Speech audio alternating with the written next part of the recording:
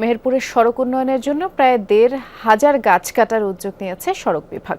মেহেরপুর থেকে মুজিবনগর পর্যন্ত প্রশস্তকরণ এবং মেহেরপুর থেকে চুয়াডাঙ্গা আঞ্চলিক মহাসড়কের আমঝুপি পর্যন্ত 4 লেন করতে এই সিদ্ধান্ত।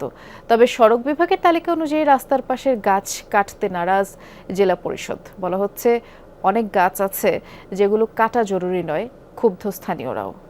ওয়ালটন এয়ার কন্ডিশনার এক্সচেঞ্জ অফারে স্প্লিট এসিতে ২৩,০০০ টাকা পর্যন্ত নিশ্চিত ছাড়। মেহেরপুর মুজিবনগর সড়ক দুপাশে সারি সারি গাছ, কোনোটির বয়স পেরিয়েছে ১০০ বছর। তীব্র গরমেও এ পথে শরীর মনে প্রশান্তি আনে করই, নিম, শিশু আর মেহগনি। তবে উন্নয়নযোগ্যে রাস্তার দুপাশের এসব হাজারো গাছ কাটা পড়ার শঙ্কা দেখা দিয়েছে। রাস্তা প্রশস্ত করার সিদ্ধান্ত নিয়েছে মেহেরপুর সড়ক ও জনপথ বিভাগ। কেটে ফেলতে চিহ্নিত করেছে ৯৭৬টি গাছ। পাশাপাশি মেহেরপুর থেকে আমঝুপি পর্যন্ত রাস্তা 4 লেন করার জন্য কাটা পড়ার তালিকায় আছে আরও ৪৬৪টি গাছ। এরই মধ্যে তালিকাসহ চিঠি দেওয়া হয়েছে জেলা পরিষদকে। কিছু গাছ আছে যে গাছগুলো আরো আগেই কাটা দরকার ছিল আসলে মূলত, কিন্তু গাছগুলো আসলে অনেক দীর্ঘদিনের পুরাতন হয়ে গেছে এবং গাছগুলো শারীরিকভাবে বৃদ্ধি পেয়ে এতটা প্রসারিত হয়েছে যে এটা অনেকাংশে কিন্তু সড়কের দিকে ঠেলে চলে আসছে। এমন সিদ্ধান্তে ক্ষুব্ধ স্থানীয়রা। তারা বলছেন নির্বিচারে গাছ কাটলে বিরূপ প্রভাব পড়বে প্রকৃতি ও জনজীবনে।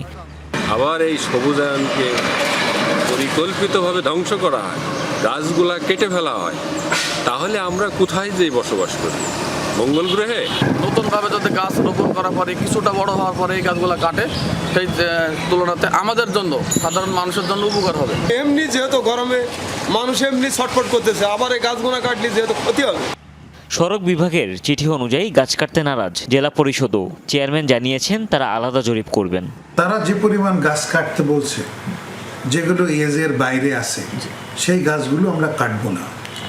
এজের ভিতরে যেগুলো না কাটলে দুর্ঘটনা ঘটার সম্ভাবনা আছে, আমরা সেই গাছগুলোই কেবল কর্তন করব। স্থানীয়রা বলছেন দুর্ঘটনা রোধে সড়ক প্রশস্ত করাও জরুরি, কিন্তু পরিবেশে ভারসাম্য রক্ষারও বিকল্প নেই। তাই এসব সিদ্ধান্তের ক্ষেত্রে সংবেদনশীল হওয়ার তাগিদ তাদের। হুমায়ুন রশিদ, যমুনা নিউজ।